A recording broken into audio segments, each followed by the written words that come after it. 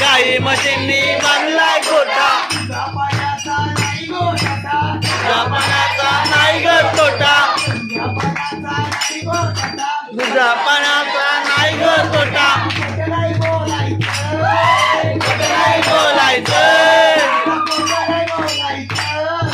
खोटं नाही बोलायचं